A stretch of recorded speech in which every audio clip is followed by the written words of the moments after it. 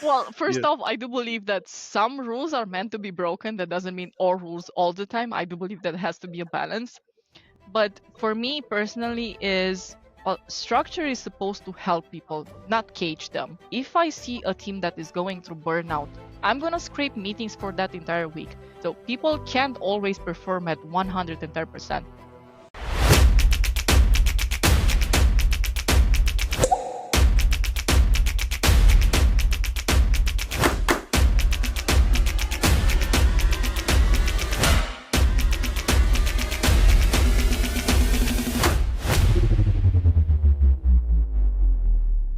Hello, guys, and welcome to the very first episode of the new show called Twistcast.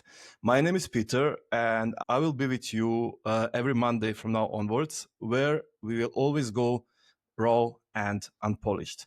I promise you, this is going to be something really valuable, and I really hope you will enjoy listening and watching it.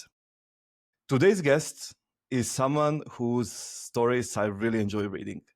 Her content makes me smile all the time. I'm not gonna lie. And her sarcasm that she puts in the content, well, that's something really contagious. And you will see why. Just a little bit more.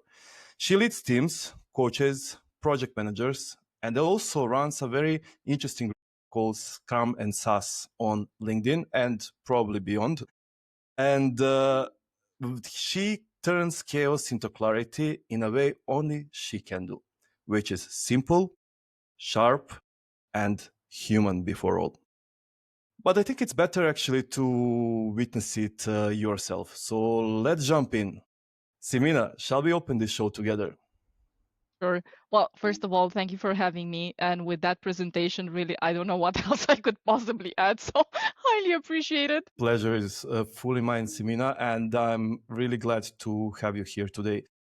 Also, and I must admit, I feel a bit nervous actually having a show with you because we share the same field, the same industry, and the same position. Where, of course, you have years and years more experience than I do, but still. Well, there's one thing I can tell you. I don't know if you know that saying, age is just a number. Well, it applies to experience as well. You can have 20 years of experience, but you can have 2 years of experience, and at the same time, they can be highly different, but also highly valuable. So to me, numbers are just numbers. Okay, I'm I'm feeling like it's I'm feeling a bit better now. Thank you very much for that.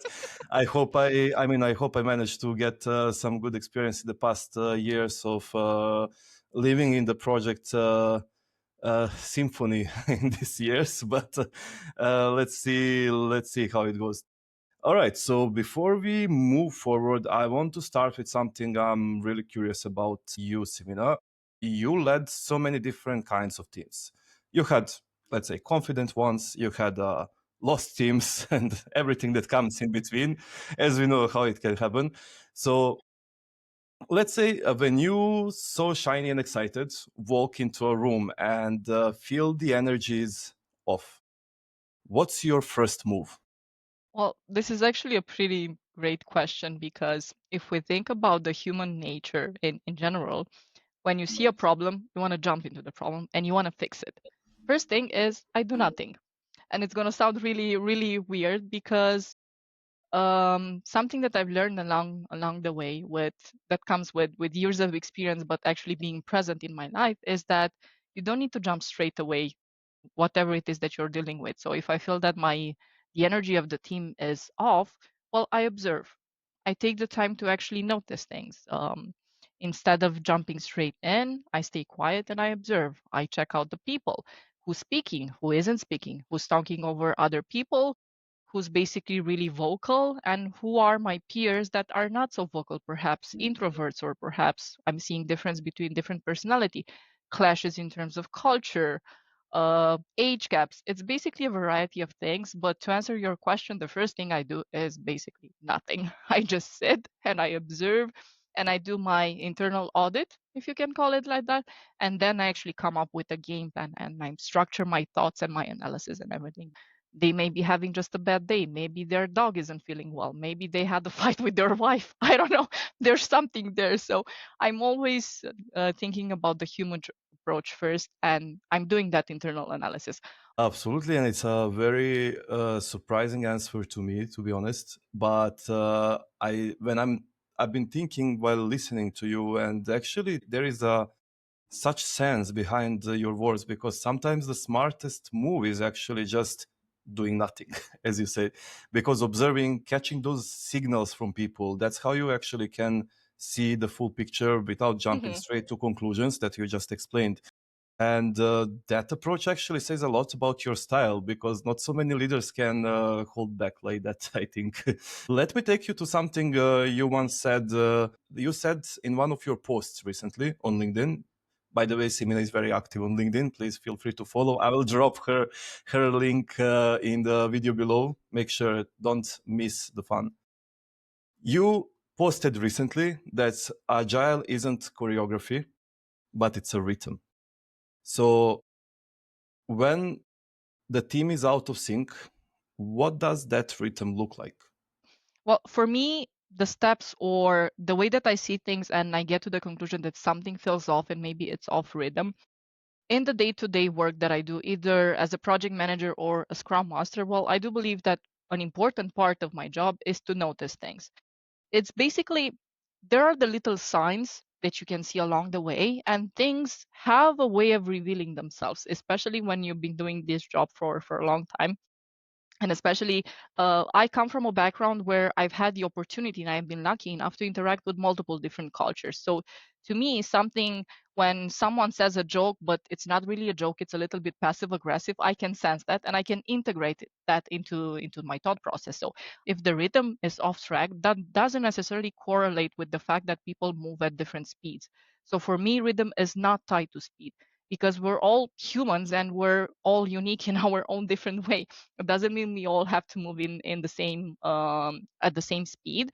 And it's something that I think about with music as well. So I'm a huge fan of music. I listen to a whole variety of different styles.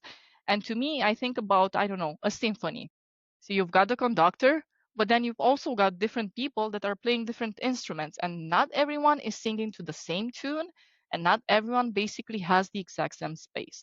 So to me, rhythm is not just something that you see in the tasks, it's something that you see in the communication and maybe in the things that aren't necessarily being said, but what you observe to different body language, to things that aren't being necessarily said.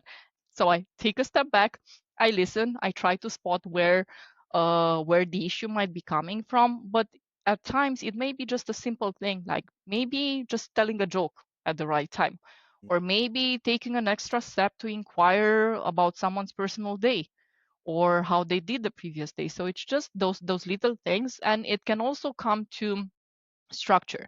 So us as humans in generally, we can benefit a lot from structure, but maybe at times we don't need that much structure. So there's a whole balance that can be struck there.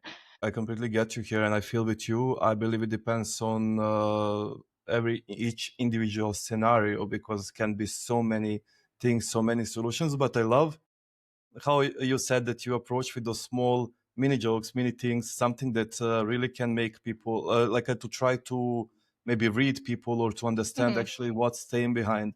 I want still to stay on this topic, if you don't mind. Something that I actually feel, those small little things really mean a lot, right? So I think mean a lot to the team, mean a lot to us. But who shares the little things with you at work as a project manager? Who lifts you up when your mood is down? Well, for me personally is I tend to have my crowd. And what I mean by my crowd is if I'm working in a setting that has other project managers working on different other projects or streams, I have a tendency to make friends with people that are in my industry or in my team or in my department. And that's due to multiple reasons. First off, we have the same role, so we might share experience. And then second of all is I like to form my small circle, so to call it, and it's usually the people that I make friends with at work because I am a believer that you can also make friends at work, contrary to popular belief that you're not supposed to be making friends at work. And those are usually the people that I exchange opinions with, frustrations. And if I get to a point where I feel comfortable enough with someone, whether that's a project manager or a different role, I do have a tendency to share my own challenges that I'm going through on a daily basis. And I think, especially for us project managers, is really important to have your crowd I mean, we can be really good at interacting with engineers, with marketing people, with HR folks, with people coming from various backgrounds and departments, but not everyone gets the emotional basically baggage that comes with being a project manager, because you're holding everyone's emotions and everyone's goals on your basically on your shoulders, and depending on how you deal with that, it can get to a point where it can be too much and you lead to burnout or other such scenarios. And the job that I currently at, I do have a really good friend.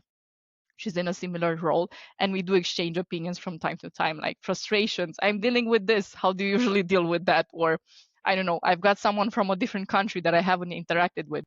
So you said that we are looking for our crowd exactly that way. The team is not looking for their crowd. We are the ones who find the team and feel responsible for them to cheer them on. And we are not the very top of the company. So we are actually the ones chasing our own, let's call it therapist, for example. Right? Yes, but personally, I don't think you can ever get to a point where, as a project manager, you are really good friends with someone that's in charge of the company or perhaps in charge of a whole department. So you can have relationships, you can build that trust based on transparency and other such factors. But yeah, I don't think you can become good friends with. I would just, Well, I don't know, I believe that because we are the ones actually who train their nerves throughout the project. So, that's also that part of it. yeah. And especially when you think about finance and budgets, Oh, depending on the period of the oh, year, I it guess it. becomes a nightmare. And then after then we love each other. And then let's go in cycles. When did you realize that leadership isn't about what you say, actually, but how you make people feel? Well, this is something that I realized before I was even a project manager. So some of the previous roles that I had before officially stepping into a project manager were in HR and training. And because of that training, because of that background in training, I learned pretty early on that the mood that you set in the room, whether that's a face-to-face room or a virtual type of room, it basically can be contagious. So if you're in a bad mood, then the folks that you have in the room might also catch that, and it goes the other way around too. But I'm constantly being reminded by that based on the people that I work with, and this has happened to me quite recently, a few months ago, where one of the engineers that I was working with actually told me how my mood and how I present myself to the team actually impacts how the team feels and how they work together on a daily basis. Typically, people, they don't mirror the instructions you give them. They mirror basically your nervous system. So if you're feeling low on energy and your face tells that and your body language basically screams you're feeling low of you're basically having low energy, people are going to sense that. And I don't think this applies only in leadership in general, regardless of the role you're in. So something that's really important for me is I treat my energy level and how I present myself. It's basically one of the metrics, my personal metrics that I usually take care of. And I do like constant checks where I'm at in terms of energy levels, because if I'm drained, then everyone else that I work with will also be drained and will actually sense that. So it's very good that you mention that this doesn't apply only to leadership, but also all other roles and titles. Because I connected to those high performing teams. Is the Mm-hmm. same thing. So I had some experience before in some of the previous teams. If you have majority of the team high performing, or even those ones who are a bit lower on the scale compared to them, they will reach up and become on the line or fall behind. But usually they come in the line with the majority of high performing team. Because If it's contagious and they actually see exactly, that. exactly, yes. And also the same thing in an opposite way. So if you have Mm-hmm. a majority of team very down every single day, moody, grumpy, don't feel like they want to work, even those high performing ones will get contaminated and come Yeah. to the same group. That actually connects to something I'm also curious about to hear from you. Speaking of words and talking, you started Scrum and SASS, right? So it's a famous one on LinkedIn. Do you do it anywhere beyond? Yes, it's beyond LinkedIn. It's on Substack. So I run both the blogging part of it and a newsletter. but I actually started on the Medium platform at the beginning of the year. But it, I basically switched the direction of which I went into. I started with being really politically correct, really, I would call it unflavored, maybe filtered down, or a little bit gray. And then at some point I said, well, gloves off. Here comes reality. Nice, that's wonderful. You posted one article, or let's say your content on LinkedIn Hmm. some days ago, saying exactly explaining why you actually started this. You said that you were tired of the buzzwords. What Yes. was that moment when you said like, okay, enough, I'm really done with this, I'm not doing the polite version anymore?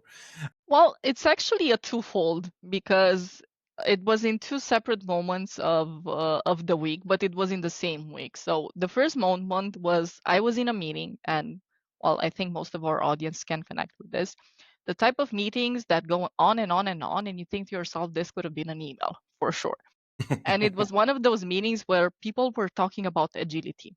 So we had the whole variety of agile buzzwords: value driven, we're doing sprints, we're doing velocity, here's what our burn down charts look, and stuff like that. But everyone was talking about the thing instead of doing the thing. So they were preaching about it. And a few days later, well, basically nothing happened. That was a strategy session. We're all agile, but we didn't have any action items. We didn't do anything about it. We just talked about it. And this was at work, and I said to myself, well, I definitely have to do something about it. And I took some steps in the organization that I was part at that point in time to actually get us to the point where we have a backlog of items. We're trying to do some transformation here. We're trying to get to a point and actually think about, well, what's the point of it? What's our value? What we're actually trying to achieve? And then in the same week, because I was already starting to post on LinkedIn, and I was trying to create, I was, well, working towards being more visible online and being more present in the project management space.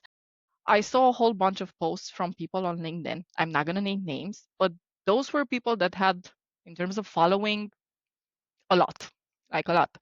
And those were really generic posts about agile, about project management, about frameworks, and a whole lot of different topics around delivery. But they were so, I don't know, generic. They didn't say anything, they didn't provide any value. And I really had a hard time trying to find content that I resonated with, that basically told something that was based in reality, not books. That was the point where I realized, okay, I'm no longer doing like really informative type of articles and speaking about agile and speaking about frameworks. I'm going to be sharing from my own experience, like from the real world. This is what you're getting. What about burnout? People go through burnout. What about cultural differences? What about working in remote environments where you have folks that do believe micromanagement is the way to go? I wanted to show, well, the reality behind the curtain, so to say. And yeah, I think that's where it all started from. Frustration, to keep it simple. And that's more understandable. I'm happy that I touched root cause and analysis of how this actually started, because it really makes sense now when you're saying. And do you feel it? It's really like you. Yes, I don't even have to think about it. Yes, because, well, I do believe I'm funny, and I think other people think that of me as well. I'm hoping I'm even funnier in my native tongue, but that's a whole different story. I do believe that at the end of the day, some people forget about the human element of things. Mhm. I mean, if you can't joke about it, what's the purpose of it all? So I do believe that humor comes into play, especially around conflicts and around dealing with difficult situations. If you can't laugh about it, yeah, that's the way I see things. So to answer your question, it represents 100%. The way I write is basically the way I talk on a daily basis. I like the starting point where you said that you want to talk based on your experience and not based on books and so on. You, me, we, most of people in our field. So we studied, we educated, we completed certifications. So we did the PMP, we did a Scrum Master, we did I don't know, Six Sigma, and all the rest of things that are coming up. But I think that uh, all those are great, but I never read or studied anywhere about the burnout. for example. This is something that you actually, that is very actually a serious thing. So the project or any other business can fail, can slide off instantly in a matter of a blinking eye if the majority of your team goes through the burnout phase, for example, including yourself. I mean, together with them. I don't know. I don't Yeah, know if you agree with me, but that I do agree with you. And it is an important aspect because, I mean, and you're completely right. I don't think I've ever been part of a training, whether I was studying for a certification or like a lecture, where people talked about burnout and the human element behind things. And this is one of the things that I would actually introduce as a mandatory course, even in high school and in universities, because regardless of the role you're in, you have to decode people and you have Mhm. to basically assess how close they are to a burnout phase because not everyone knows the signs. And even myself included, the first time I was going through burnout, I had no idea what the word meant, what it actually translated to in terms like physical symptoms and how you interact with other people. And it's such an important part of any organization, any role, any department, any project. I completely agree with you. Even though sometimes we see the team is burning out, but still we have someone above us saying, "No, we must move." But even though they say, Simina, that most leaders also want structure in the company, right? So not only related to the burnout, let's talk in general, but sometimes structure kills the spark. Oh That's yeah, what I usually definitely. say. So have you ever had to break your own rules just to make things work again? Definitely. I do it quite often. Well, Yeah. first off, I do believe that some rules are meant to be broken. That doesn't mean all rules all the time. I do believe that has to be a balance. Mhm. But for me personally, is structure is supposed to help people, not cage them. And I can give you just a few examples. If I see a team that is going through burnout, they've basically been putting in a lot of effort, but they've reached a point where if I add one more meeting to clarify a certain topic, it's basically punishment. I'm going to scrape meetings for that entire week. And I'm basically going to be the interface between all my stakeholders, between all my above layers, and explain why that is a must because you have to have balance. So people can't always perform at 110%. They need to pause every now and then, and you need that recharge cycle. So I Mhm. do break my own rules. I do believe that frameworks are here to help us, but if you go to a team that doesn't benefit from having daily scrums or daily stand-ups or daily syncs, then why simply implement a process that doesn't bring any benefit to that particular team? So I do believe that flexibility is the key. Agile, waterfall, regardless of the methodology or framework, they are there to help us, but it doesn't mean you have to implement it by the book 100%, and it doesn't mean you have to have structure all the time. As I mentioned, I'm saying that a lot because it depends a lot on the environment, on the team, on the maturity of the team, seniority level. So it depends on a whole lot of range of different factors. But to answer your question, I break Mm. my rules and I'm not sorry about it. I would say here, like maybe just this is my poetic part of myself. I think that we shouldn't do things that we know by heart, but actually to do it from the Yes. heart. And I think that's something that's really important for healthy team, for to establish and maintain and nurture healthy teams. We don't need to throw all the rules out. So just the ones that like start blocking some good work instead of helping it. And if it helps the team, then why not? I mean, nobody, we don't punish anyone. Nobody punishes us. Okay, yes, we will have to take some blame and shout from the top, but it's fine. As long as our team is healthy, that's a very important thing because without them, we cannot even operate. And on that note, so there is this Harvard study that I don't know if you heard about, that's saying that too much communication actually kills clarity. Do you feel like we are drowning in the updates and missing the real conversations that matter actually? Well, I do think that's a possibility, and depending on the organization and the specificity of the project and the team, it's definitely something that can happen. And I'm thinking mostly about remote teams and maybe teams that are working in different time zones. And I do believe there is such a thing called too much data because when you're basically being flooded with data across multiple communication channels, multiple streams, how do you get to a point where it's just not noise and you have to filter through everything? And what I've done in the past, whenever I felt like there are too many updates, there are too many channels, everyone's pinging about everything. Well, my own approach to this is trying to filter through all the multiple sets of data is I do the basis of it. Whenever I've worked in remote teams, especially when dealing with different time zones, is async communication is best. And I, depending on the tool that I'm working with, the internal chat, I always learn the rules about notifications and sending messages in the person's own unique time zone. So I do believe in, well, if I'm making things easier for other people might make easier might make things easier for me in turn. So I do believe in that reciprocity, but yeah, definitely too much data, too much communication, too many pings, too many chats, too many status updates can definitely make it harder. The true, Simina, I agree with you because I kind of like do something in a similar way as either it's with online or offline teams. I rely on platforms, for example, and I try to filter those data and information. As you said, like this reciprocity, because team is extremely grateful for it.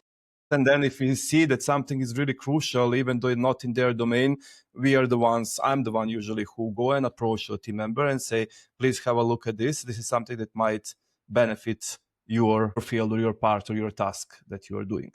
But I think that most people overcomplicate it nowadays. And then it brings to a dead end, and all of us hitting some low points after some period of time. I believe you can relate to some of those stories, and maybe Oh, it definitely. brings me actually to something a bit more personal, if I could ask you, Simina. Uh, Not really personal. I mean, like it's more personal about your business emotional level. So you talk a lot about the emotional bandwidth. So that invisible part of leadership also. Was there a time that you actually, as a strong mindset and strong person, hit zero or maybe close to zero, and what helped you reset? Oh, definitely. I'm not perfect. So Even I though you think sound like right, but yes, no, by far, I'm not perfect, and I make mistakes just as everyone else. Well, I what I've noticed personally is I have a tendency to go in cycles. So I have periods where I'm really really up. I have a lot of energy. I'm really creative. I have a lot of different things that I'm working on, different streams, both professionally and then on a personal level. And then I have my periods where I know that I'm close to zero. I know that I'm close to burnout. And I've even had some periods in the past where I was in actual burnout. But I think for me personally is uh, knowing the signs. So I have been in periods in my life before where I basically gave everything that I had emotionally speaking. So I was trying to help the teams that I'm working with. I was trying to help folks like in my personal life, family, friends, acquaintances, anyone that I knew. And then I was trying to do way too many things. Basically, the things that I was doing exceeded the bandwidth that I had. And it's something that most people, especially people that are highly empathetic, can go through at different, I would call it stages in their lives. But I think it's really important to know your limit, and you know that the flight attendants usually have that safety briefing moment at the very beginning of the flight, and there's something about the oxygen mask, and they tell you something in the lines of, before helping others, put your own oxygen mask first. So I do believe, well, going back to this analogy, I do believe that in order to be able to help others, first you have to be okay yourself. So that means having sufficient emotional bandwidth so that you're able to assist others in their endeavors and whatever it is that they're doing. So for me, on a personal level, I do have my own metrics that I'm usually looking after, and I know my signs, like how much energy do I have this week? How much emotional bandwidth do I still have?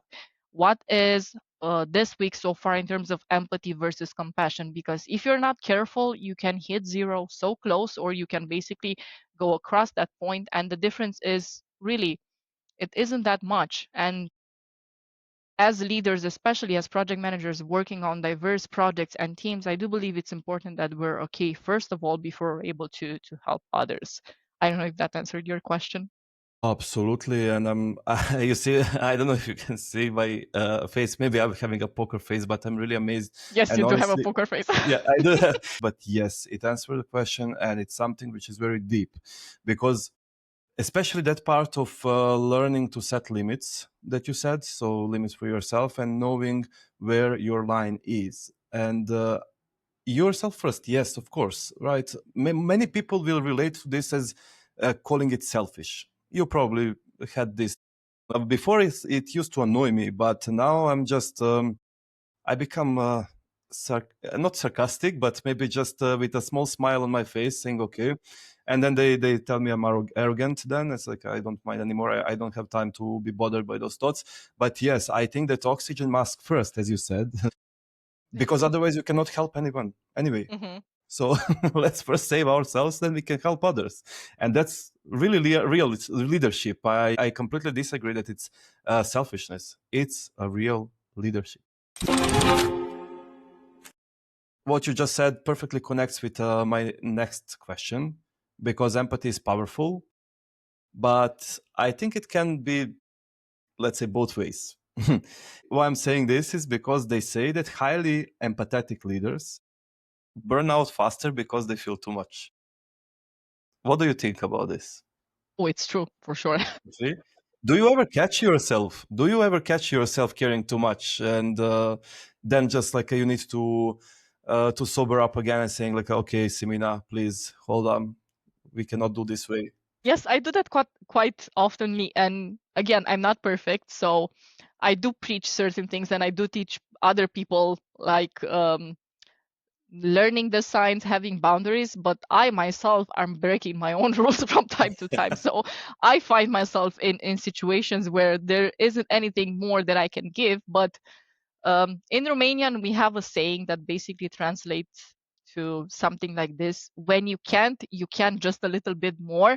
So it's basically the equivalent of hang in there. So this is basically deeply enrooted in our culture, and I was raised in a way where we're not quitters. And this is something that I had through work past and identified that it is okay to have limits. It is okay to say no, and it is okay from time to time to prioritize yourself. Well, this is something that we should be doing like on a daily basis, as you mentioned. It's not selfish. And I do believe this is something that many people are going through. They're just not that upfront about it. They don't publish articles online saying that they've gone through burnout. They don't, perhaps, depending on the type of personality, many people don't even speak about this topic with their loved ones, with their close friends, not to mention the people that they work with. So it is highly probable. And that's why I really think that having boundaries is really important, because otherwise, if you have a lot of empathy and no boundaries, you basically become an emotional sponge. And what happens to that sponge? You expand, but at some point, well, you're gonna break. What you said that many people don't really want to talk about this, but yes, all of us go through this pre-burnout, burnout phase, and the fact that you are aware of it, that's already half the work, I think, because that helps you overcome that faster. Even though you break sometimes your own rule, or maybe you're not to that level, you are strong for others, but not strong enough for yourself to be able to control that part. But yes, thank you very much. It's been a deep response, and I'm so happy that you find your way on that. All right, Semina, let me take you to something different now. Something from your world as a coach. All right, so you coach project managers, you coach Scrum Masters daily, all the roles that are very familiar terminology in the project management life. So, what's the most interesting, or even let's say the most useful thing that you learned from them as their coach? So let's go a bit of a contrast to this. Well, this is also a twofold. So one of the things that, and it's a great question actually, now that I think about it, because I, you do raise a really good point. So coaching is a two-way street. You basically learn from the person that you're coaching, and it's an exchange of information and learning. So it is a really good point, and I do 100% agree with it. Um, the thing that I've noticed in most of the, whether they're project managers or scrum masters or people looking to change careers, transition basically in between roles, is they have a lot of curiosity. So I used to think a really long time ago that you have to be perfect. You have to be perfect in order to basically build up your authority and your credibility as a project manager. But having that curiosity basically beats that, because you may not have all of the answers, but you're willing to try different things out. So curiosity beats certifications, it beats knowledge, it beats personality, because it basically spills into all of the other aspects of the role. And I think in life in general, if you're starting on a new role, having that mindset and that curious approach to things is definitely something that is a game changer. We slowly have to bring this episode to an end. Unfortunately, I have to admit. But let's just spare a couple of moments. I prepared one nice, interesting game for you. Actually, are you ready to have a little fun? Yes. Okay, so I've got your quick scenario. So it's our chaos or control game, right? So let's try to see what would you do here. You have 3 teams and one deadline. All right. We will call them Team A, Team B, and Team C. So Team A has perfect documentation, but zero communication. Team B talks all day, connects deeply, but constantly misses metrics. Okay. Are you with me? Okay. Yes. And the last one, Team C, has no process at all, but somehow keeps delivering magic every time. So my question to you is, if you had to lead one tomorrow, which one would you choose, and what's the first thing you would fix? Let's first think. This is a tough question. Yes. Because I Let's want to first choose two. Let's first think about which one would you choose? Let's say, for which one would you go, A, B, or C? I think I would go with the one in the middle, because they already have their communication nailed down, meaning they behave as a team. So they have those interpersonal connections already formed. And even though they may lack a process, they may lack documentation, they're not meeting deadlines, there's potential. Because in terms of communication, they have that nailed down. And I do believe, based on the teams that I've seen so far, it's much easier to bring structure to a team that is already formed, and they don't have challenges in terms of how they communicate with each other on a day-to-day basis. And the fact that they don't hit deadlines, it can mean one of several things. They don't have the processes in place. They don't understand the priorities.